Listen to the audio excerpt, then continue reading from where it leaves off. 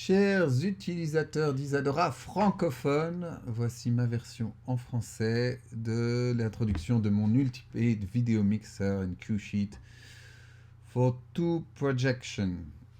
Donc en gros, je fais pas mal de création vidéo pour l'opéra où je dois très rapidement créer des patchs, tester des patchs, tester différentes choses et juste après les jouer devant des spectateurs.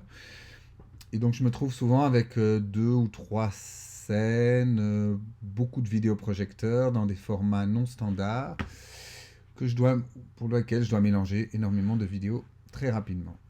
Donc je me suis fait petit à petit au cours des 2 dernières années cet outil qui me donne en fait accès rapidement à 5 mixeurs vidéo, donc 1, 2, 3, 4, 5, que je peux projeter sur 2 scènes, front ou backstage. J'appelle ça front ou back. Vous voyez, chaque mixeur peut être joué sur front ou back.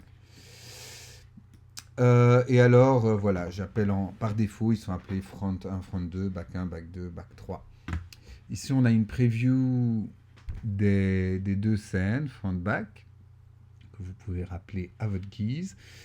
Et donc, si je regarde, c'est un peu tout ce que j'utilise le plus par défaut. Donc ici, on peut mettre le film qu'on va jouer. Si il est joué à l'entrée dans cette scène-là ou s'il n'est pas joué, on peut décider de sa vitesse, évidemment, ici. Comme ceci, s'il est joué du début et jusqu'à la fin ou pas. Ici, on peut voir si c'est en loop, si c'est en palindrome ou c'est off à la fin. Tous les paramètres de base d'un media player. Et ici, le fade, on peut faire des tests. Ici, on voit s'il est joué à 72% là et sa position.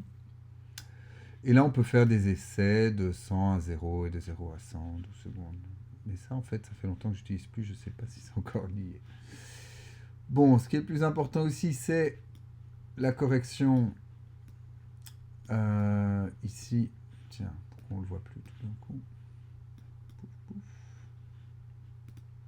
Voilà, il est là. Et si je le mets en correction, voilà. Donc le contraste, la saturation, que j'utilise régulièrement. Changer la taille et la position de votre image dans l'image, la faire rouler, revenir à 0. On regarde l'aspect où on étire en horizontal ou en vertical. On reset tout, on spin de façon prédéfinie. Voilà. Et on revient à 0 ici. Attention, quand on désactive un effet, souvent, pour la plupart, ils ne sont pas mémorisés. Par exemple, Image Control, c'est pas mémorisé. Si je le désactive et réactive, ah oui, maintenant c'est mémorisé. J'avais corrigé ça, c'est merveilleux. Alors, Core Image Vignette, ça crée une vignette de la taille qu'on veut, avec des bords flous ou pas flous. Et le white point, c'est pour changer le white point, comme ça se le dit si bien. Voilà. Donc ça, c'est ce qu'on peut appliquer par défaut sur les 5 players.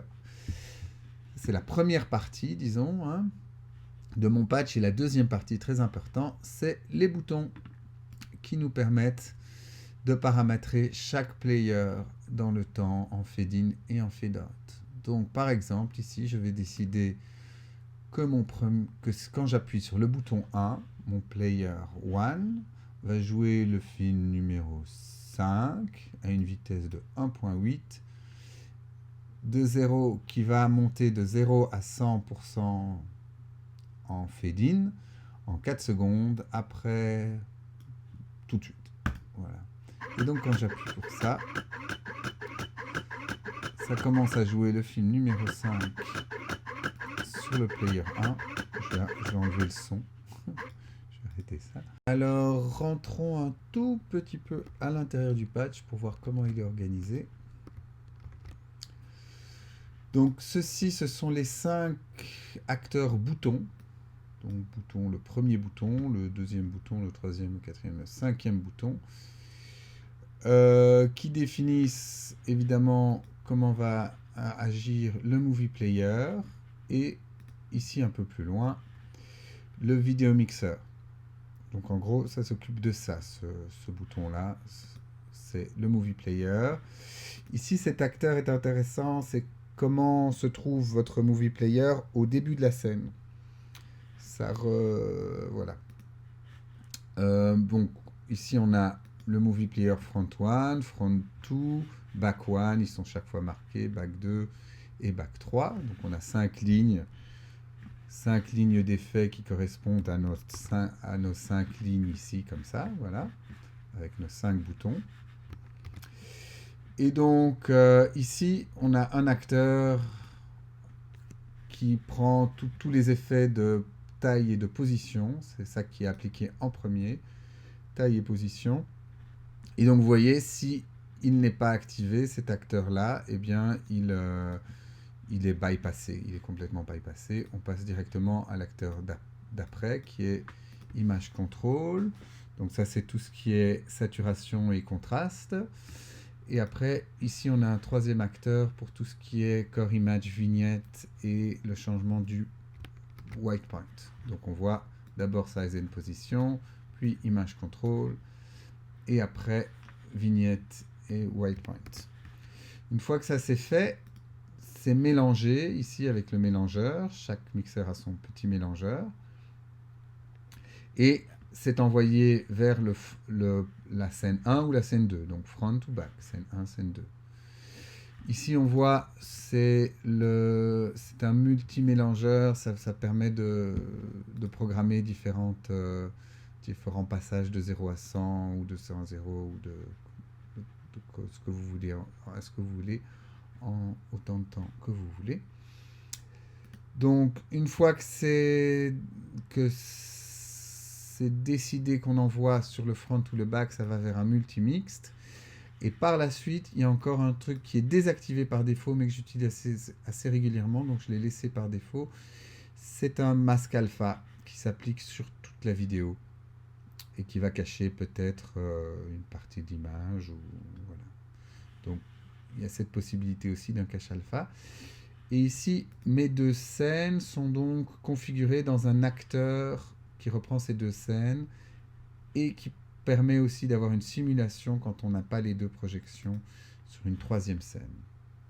Donc on a la scène 1, la scène 2 que vous définissez comme vous voulez. Ici par exemple c'est une double projection, mais ça pourrait être juste un projecteur. Et ensuite on peut aussi simuler ces deux scènes-là sur une troisième scène, si c'est nécessaire, si vous n'avez pas tout ce qu'il vous faut sous la main, vous pouvez le simuler ici. Et passer ici, donc, de la projection à la simulation. Ou alors les deux à la fois, simulation et projection. Donc, voilà. Mais généralement, je n'utilise plus ça après le premier séance de travail. Voilà. Comment est-ce que j'utilise ce patch ? C'est assez simple. Après avoir fait des essais ici avec les différentes projections, je programme mes boutons. Je mets d'abord ici ce qui se passe au début de la scène. Donc ici, il n'y a rien, par exemple. Et après, quand je vais appuyer sur le bouton 1, je vais programmer donc ce bouton pour que, par exemple, ça joue la mire, une vitesse de 1, de 0 à 100. Donc c'est un fade-in en 3 secondes, après 1 seconde. Et sur le front 2, je veux qu'on joue le film numéro 4, par exemple, à une vitesse de 1, et qu'on le monte de 0 à 100 en 2 secondes. Et donc, si j'appuie maintenant sur mon bouton 1, ça va faire toutes ces actions. Sauf qu'ici, ça n'a pas pris la première action, alors je rebouge un peu tout ça pour être sûr que ça le prenne. Et voilà, maintenant ça le fait.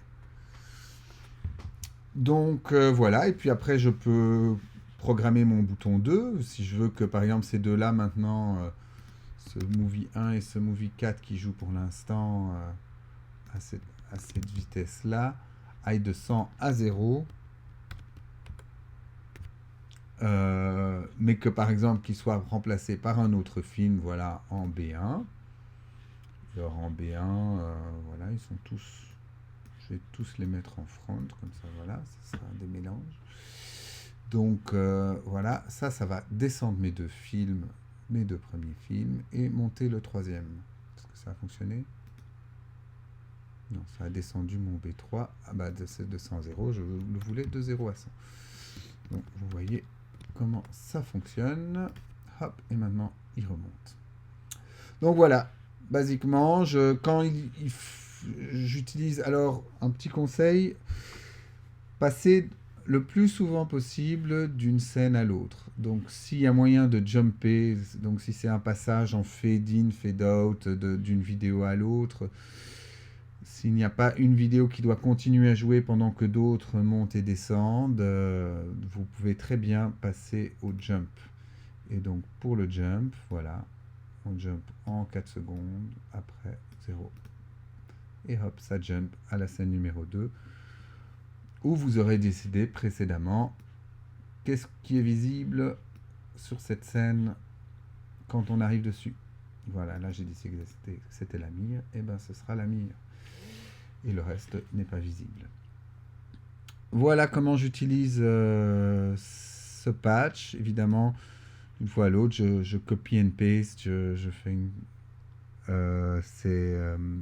cette scène pour petit à petit avoir énormément de scènes qui constitueront tout mon spectacle.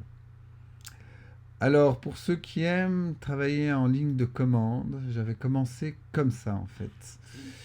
C'est un projet non terminé, c'est un acteur intéressant mais que je n'ai pas réussi à finaliser correctement. Donc, au lieu de remplir les petits boutons comme vous avez vu précédemment, ici il suffit de taper une ligne de commande ici. Donc, je jump. Qu'est-ce que j'avais comme façon de faire? Donc, le film M011 va être joué, j'imagine, à une vitesse de 2. Il va faire un fade de 0 à 100 en 2 secondes après autant de temps. Donc, c'est ce genre de message qu'il faut rentrer ici et qui sont par la suite transposés par ce petit acteur comme line, qui sont transformés en commandes qui vont envoyer fade in, fade out et au movie player. Ça n'a pas été un succès total cet acteur-là, donc je l'ai laissé tomber pour quelque chose de plus simple. Et alors j'ai aussi mis, donc voilà, deux scènes comme ça.